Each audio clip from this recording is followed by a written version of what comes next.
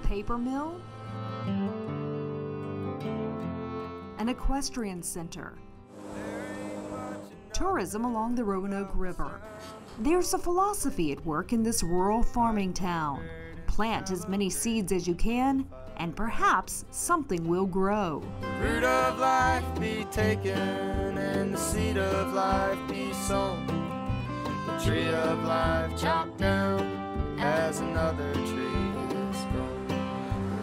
It's all about jobs. Keeping them and creating more.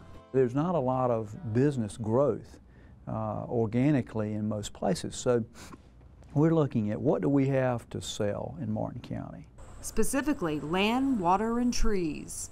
There's some great opportunities here. When you look at 17 and 64 interchange in Martin County, when you look at the forest basket that is here, the potential for trees and what can be done with that. We're looking at Domtar that's just reinvested money in the region, so it's going to be here for some time in the future. For a while, that future was in doubt.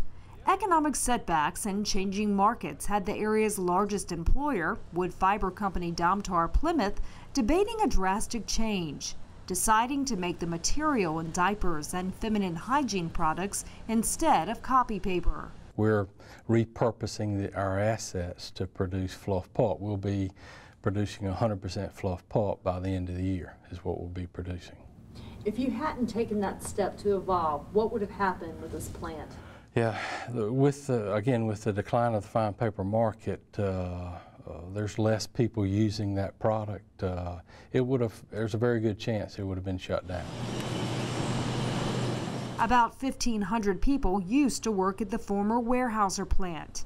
Today, the number is closer to 530, and a lot more jobs are linked to the industry, including the 400 or so truck drivers who haul trees here every day. But getting the money, around $72 million to pay for plant upgrades, wasn't easy. Getting that capital was tough. The state of North Carolina helped us and counties helped us, but whether we were going to be able to get the capital to make this happen was nip and tuck for a while there. As Dennis sees it, the key to survival was creativity and the ability to evolve. We weren't going to be successful just sitting pat. That line of thinking helped launch this business incubator in Williamston more than a decade ago. It used to be an old shopping center. The businesses decided they needed to be in a different location, and when they left, it just became a deteriorating eyesore for the community. Today, the Telecenter gives the community meeting space, classrooms to educate and train the workforce, and public internet access. But the main goal was to offer startup businesses taxpayer-subsidized office space and opportunity in Martin County. We have had a decline in population, and it's simply quite a matter of young people move out and go other places for seeking jobs and opportunities, and we would like to see us stabilize that reduction in population. Property management isn't what Lawrence Lilly has in mind when it comes to economic development. But success these days, according to Lilly, is finding a way to keep what you already have. 4 years ago, Callie Northern was a laid-off worker. With the help of the Telecenter, Callie has started and grown her grant writing and consulting business and now has 7 employees. I want to become as large as possible. I mean, when you're a small business owner, you know, the sky's the limit. You don't limit yourself and put yourself in a box. So I want to grow.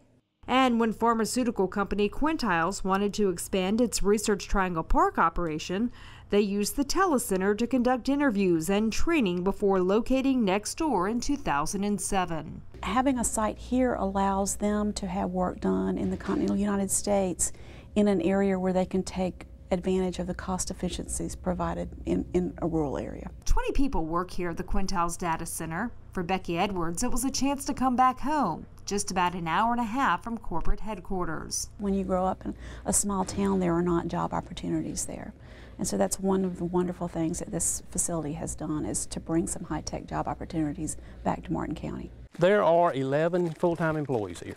Tapping into a growing horse industry created the county's largest tourist attraction more than 10 years ago. It's North Carolina's largest equine facility. This is our horse hotel, and this is You know, this is what brings money into the community, is horses in these stalls. Built with economic development in mind, with 456 permanent stalls and 2,400 seats, the Bob Martin Eastern Ag Center brings about $3 million to the county each year. It's impressive to me that people come from as far away as they do.